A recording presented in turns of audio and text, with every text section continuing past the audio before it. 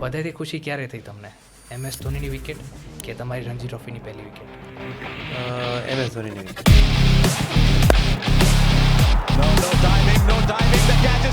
હવે જ્યારે તમે એઝ RCBમાં નેટ બોલર ગયા હતા ત્યારે તમે વિરાટ કોહલીને મળ્યા હશો. કોવિડનો ટાઈમ હતો એટલે એમની એક ઝલક મેળવવા માટે મને બહુ લાંબો ટાઈમ લાગ્યો. He's at it to bring up unbelievable, outstanding. Team event જેવું રાખે એ લોકો નાનકડું, ત્યારે વિરાટ કોહલીને પહેલી વાર જોવાનો મોકો મળ્યો. હું ત્યારે પહેલી વાર તો એમની સાથે વાત નહોતો કરી શક્યો. નેક્સ્ટ યરમાં તમે એઝ અ રાજસ્થાન રોયલમાં 1,20,00,000 સોલ્ડ થાવ છો. એ ખુલ્લી આંખે જોયેલું સપનું એમ કહી શકાય. And 56 is Chetan Sakaria. How happy was your father mother? કેવી રીતે? ગામના લોકો જ્યારે અમારા ઘર સુધી પહોંચી ગયા, ઘણા બધા રિપોર્ટર્સ આવી ગયા, પછી મારા પપ્પાને અને મમ્મીને રિયલાઇઝ થયું કે મારા છોકરાએ કંઈક મોટું કર્યું લાગે.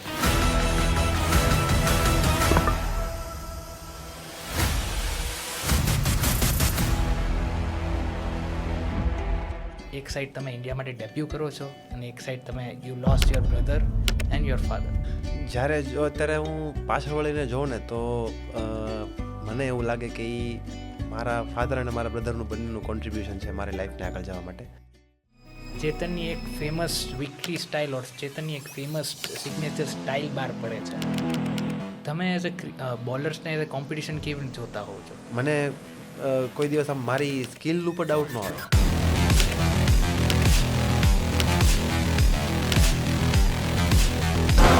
Sakura says, that's mine.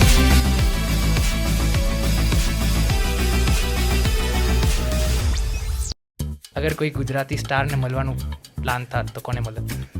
Malhar Thakar. તમારી ટીમમાં બધેથી લેટ કોણ આવે છે? લેટ તો હું બહુ ઘણી વાર આવું છું. હજી વાર લેટ તો હું પોતે.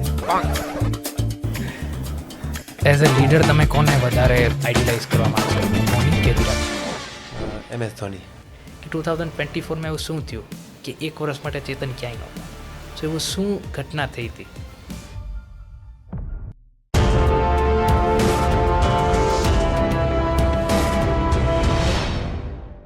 Welcome Chetan, welcome to the million impact. કેમ છો તમે?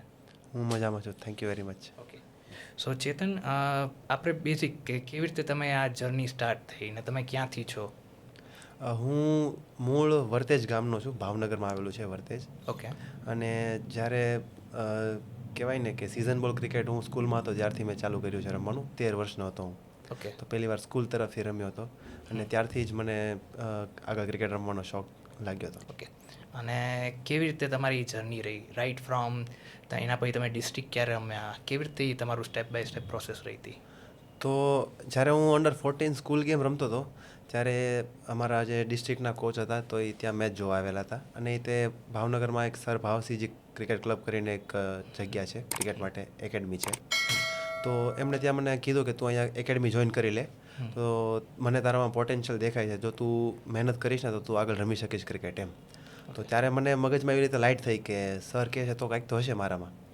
અને એ વર્ષેથી જ મેં ઘરે બધાને કહેવાનું ચાલુ કરી દીધું હતું કે મને આવી રીતે એકેડમી જોઈન કરાવો, મારે ક્રિકેટ રમવું છે. ત્યારે હું 9મા ધોરણમાં ભણતો હતો, પણ ત્યારે કોઈ મારી વાત સિરિયસ નહોતી લીધી. પણ સરે અને ફીઝનું એનું ના પાડતા કે તું પહેલાં 10મું પૂરું કરી લે, પછી તને કંઈક તારે જેમાં જોઈન થવું છે તો અમે સપોર્ટ કરશું, એ પહેલાં તો નહીં, એવી રીતે. અને આ વાત મેં સરને કરી કે મને ઘરેથી અલાઉ નહીં કરે. તો સરે કીધું તું કાંઈ વાંધો નહીં, તું આવી જા, તું ફીઝનું ને એવું તું રહેવા દે, તારે કંઈ દેવાની જરૂર નથી, તું ખાલી ક્રિકેટ રમવા આવ. તો આવી રીતે મારી જર્ની ચાલુ થઈને હું રોજ રેગ્યુલર પ્રેક્ટિસ કરતો ચાલુ થઈ ગયો. ઓકે. શું પહેલાંથી જ એઝ અ ફાસ્ટ બોલર જ બનવું હતું કે બીજા બી કંઈ ઈચ્છા? ના ના, પહેલાં હું સ્કૂલ ગેમમાં એઝ અ બેટ્સમેન તરીકે રમતો હતો, વાહ. Middle order batsman. તો જેવી રીતે મતલબ જેમ જેમ મેં પ્રેક્ટિસ ચાલુ કરી એવી રીતે ધીમે ધીમે મેં ટેનિસ ક્રિકેટમાં બોલિંગ કરતાં કરતાં સરે મને પાછો એકવાર જોઈ લીધો કે સવારે વધારે ડ્યુ પડતું હોય તો ક્રિકેટ બોલ વધારે યુઝ ન થતો હોય તો ટેનિસ બોલથી જ રમતા હોય છે. એમાં તમે ફિલ્ડિંગ કરાવે એકેડમીમાં કે આવી રીતે બેટિંગ, પાવર હિટિંગ ને એવું કરાવતા હોય છે.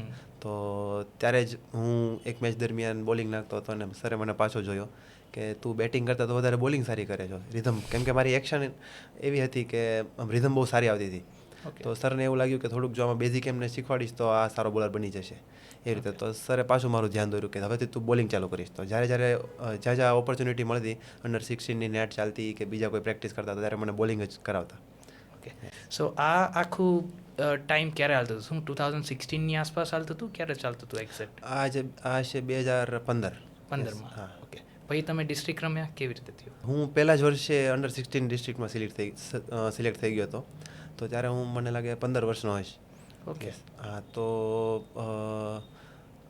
કહેવાય ને કે આખું વર્ષ પ્રેક્ટિસ કરતા હો એટલે ધીમે ધીમે તમારી ગેમમાં કેટલો ઇમ્પ્રુવમેન્ટ આવે છે કે કેવું કરો છો, ઓપોર્ચ્યુનિટી આપો તો તમારી પાસે શું સ્કિલ છે એ બધું કોચિસ નોટિસ કરતા રહેતા હોય છે. તો સરનું ધ્યાન પહેલેથી મારા ઉપર હતું. એમને બધા કેપ્ટન અને આમાં જે ઉપરના આગેવાનો હોય એમને કહી રાખ્યું હતું કે આ છોકરો પ્રોમિસિંગ ટેલેન્ટ લાગે છે, તમે જોજો આને. એ જ રીતે મને સિલેક્શન ટ્રાયલમાં ચાન્સ આપ્યો કે આખા ભાવનગરમાં બધા ટ્રાયલ્સ દેવા માટે આવે જે એજ ગ્રુપના પ્લેયર્સ હોય, અને એમાં જ મારું નેટમાં સિલેક્શન થયું હતું પહેલી વાર. પછી હું અંડર 16 માટે ભાવનગર તરફથી રહ્યો. 15માં તમે આઈ થિંક સૌરાષ્ટ્રને રિપ્રેઝેન્ટ કર્યું અંડર Yes, yes, 16માં.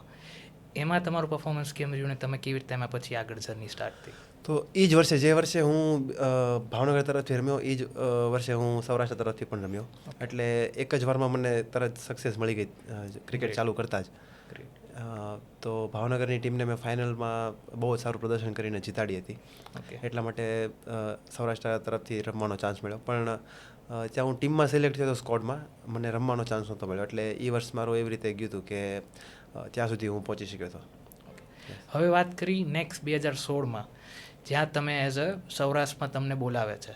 એ તમારું જર્ની કેમ રહ્યું? આ થયું 2015, જેમાં તમારું જસ્ટ બેઝિક સ્ટાર્ટ થાય છે. તમે એઝ અ નેટ બોલરથી ને ટેનિસ ક્રિકેટ રમો છો, પછી તમે એઝ અ સિઝન બોલ પકડો છો, અને પછી તમે બેટ્સમેનથી એઝ અ બોલર કન્વર્ટ થાવ છો. તો 16માં તમારું કેવું રહે છે 2016માં? 16 પછી મારું કેવું છે કે મને અચાનક જ ડાઉનફોલ ચાલુ થઈ ગયો હતો મારો.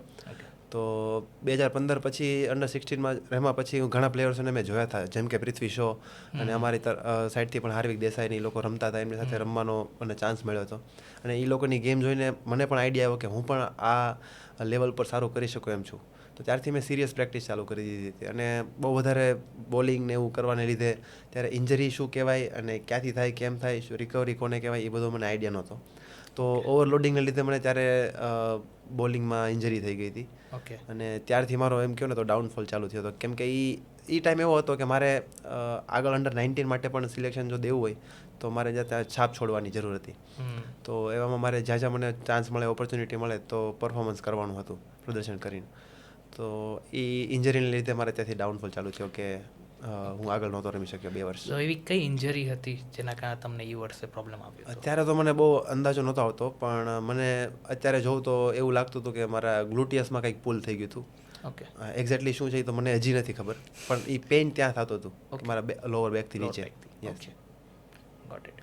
હવે 2016માં તમે આઈ ગેસ તમે સૌરાષ્ટ્રની એક ટીમમાં સિલેક્ટ થઈ ગયા હતા, અને પછી તમે એને પરફોર્મન્સ કરતા હતા કે આખું 2017માં તમે રણજી ટ્રોફીમાં થયા. એ ટાઈમ લાઈન શું હતું? શું તમે 17માં રણજી ટ્રોફીમાં આવ્યા હતા કે 16માં? નહીં, હું એકચ્યુઅલીમાં આવ્યો હતો 2018માં રણજી ટ્રોફીમાં. ઓકે. પણ હું સ્કોડમાં કેવું હતું 2016માં તો મારું ઇન્જરીમાં ગયું, પણ 2017માં જ્યારે હું અંડર 19 રમ્યો, મારું લાસ્ટ યર હતું. ઓકે. તો પ્રદર્શન મારું એવરેજ રહ્યું હતું. મેં 5 મેચમાં કંઈક 19 કે 20 વિકેટો લીધી હતી સ્ટેટની ટુર્નામેન્ટમાં સૌરાષ્ટ્ર તરફથી. તો એમાંથી મારું MRF પેસ ફાઉન્ડેશનમાં સિલેક્શન થયું હતું 2017માં. ઓકે. તો જાન્યુઆરીમાં ત્યાં હું સિલેક્શન દેવા ગયો નેટ ટ્રાયલ્સ. ત્યાં ગ્લેન મેગરાથ સર હતા, એમણે મારું સિલેક્શન કર્યું, અને મેં આ 4 મહિનાનો ટ્રેનિંગ કેમ્પ અટેન્ડ કર્યો હતો. તો ત્યારથી મને આપણા એશિયામાં નોટિસ કરવા લાગ્યા, અને મને સીધા 2017ના રણજી ટ્રોફી કેમ્પમાં બોલાવ્યો હતો બોલિંગ કરવા માટે. યસ, ત્યાંથી તો મને બધા પ્લેયર જો મળે. ત્યાં રવિન્દ્ર જડેજા હતા, ચેતેશ્વર પૂજારા હતા, સિતાંશુ સર કોટક હતા, અને આપણા શેલ્ડનભાઈએ પણ મારું ખાસ કીધેલું હતું કે આ પ્લેયર બહુ જ સારો પ્રોમિસિંગ છે, તો તમે એકવાર એને ચેક કરી લો, બહુ મહેનતુ છોકરો છે. તો ત્યાંથી મારું ચાલુ થઈ ગયું હતું રણજી ટ્રોફીના સર્કલમાં આવવાનું. તો 2017માં મને પહેલો ચાન્સ મળ્યો હતો. યસ.